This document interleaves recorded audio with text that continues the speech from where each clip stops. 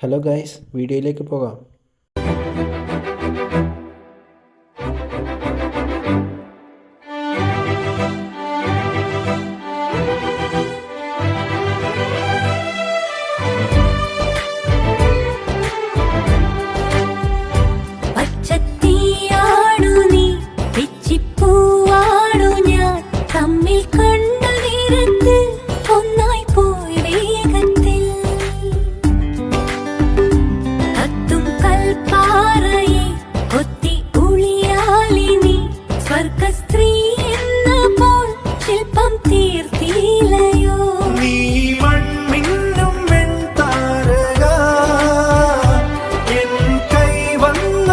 പച്ച തീയല്ല, പച്ച തെറിയാണ് വായിൽ വരുന്നത്.